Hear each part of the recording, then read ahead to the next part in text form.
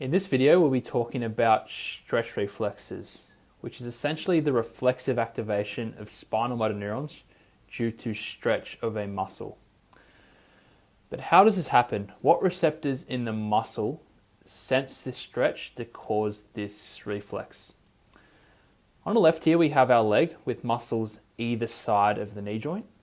Our quads or quadriceps extend the knee joint or straighten the leg, and the hamstrings have the opposite effect, namely flexing the knee joint. Consider that you're going to visit a neurologist. Doctors use what we call a tendon hammer to test for reflexes. The way that this works is that the neurologist would apply a brief tap using the rubber part of the hammer onto a tendon. Remember, tendons connect to muscles, so tapping the tendon would cause the connected muscle to stretch a tiny bit. If the tap is applied to the patellar tendon, which connects to the quadriceps muscles, this would stretch the quads, causing some pull of the muscle fibers. Within our muscles, we have special receptors that sense this stretch and the rate of change of muscle length, aka the velocity of stretch.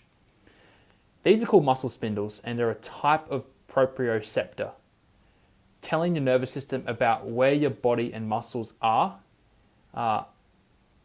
positioned in space. You can think of muscle spindles as protectors of the muscle, sensing when there is a mismatch between what your brain thinks your muscle length should be versus what your actual muscle length is. When the muscle is stretched very fast, the spindles kick into gear and tell the central nervous system that we need to contract our muscles so that our muscles aren't stretched too much, and our muscles could become potentially injured. Let's look at the structure of a muscle spindle in a bit more detail. I've drawn a muscle here in pink, and in blue I have a muscle spindle sitting in parallel to the muscle fibers. However, it's important to note that our muscle has both what we call extrafusal and intrafusal muscle fibers. Extrafusal muscle fibers are outside the spindle and are the muscle fibers that we usually associate with muscle contraction to walk, run, type on a keyboard, or lift weights in the gym. Alpha motor neurons innervate extrafusal muscle fibers via neuromuscular junctions, which form motor units. Within the muscle spindle, which is surrounded by a connective tissue sheath, shown here in blue, we also have intrafusal muscle fibers.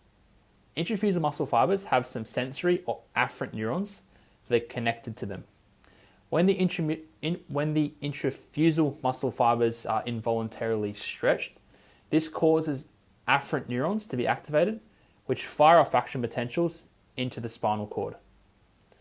An example of a muscle afferent fiber is the 1A afferent, which synapses directly onto spinal motor neurons in the ventral horn of the spinal cord grey matter. Another afferent is the type 2 afferent, which also forms monosynaptic connections with motor neurons. The 1A afferent responds to sudden changes in muscle length, so we say that it is velocity dependent as well as length dependent, whereas the type 2 afferent only senses changes in muscle length, so it is only length dependent and not velocity dependent. Therefore, the type 1A fibers will be primarily stimulated through sudden, rapid changes in muscle length, aka stretch, and contribute to the stretch reflex, with a smaller contribution from the type 2 fibers that only increase their discharge rates in proportion to increases in muscle length.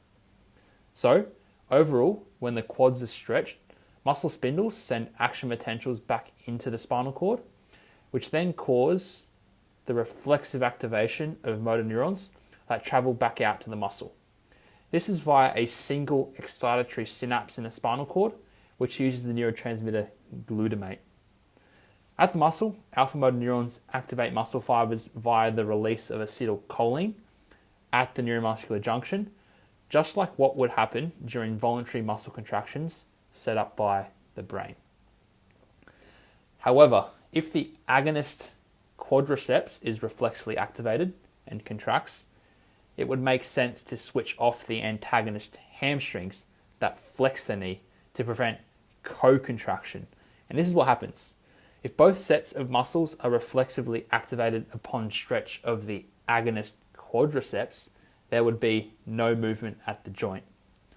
So, when we have a stretch reflex, afferent fibers not only synapse with an agonist motor neuron to excite it and cause agonist muscle contraction, or contraction of the quadriceps in this instance, they also synapse and excite an inhibitory interneuron. This inhibitory interneuron releases glycine, which is an inhibitory neurotransmitter which hyperpolarizes or inhibits motor neurons innervating antagonist muscles. This process is called reciprocal inhibition. Keep in mind that stretch reflexes have a very short latency of around 18 milliseconds or so for the patellar stretch reflex, meaning that the reflex does not require input from the cortex or the brainstem to occur, and is purely mediated by the spinal cord alone. It is this very fast response that allows us to rapidly adjust our posture and balance without having to consciously think about doing so. Thank you for watching, and please comment if you have any questions.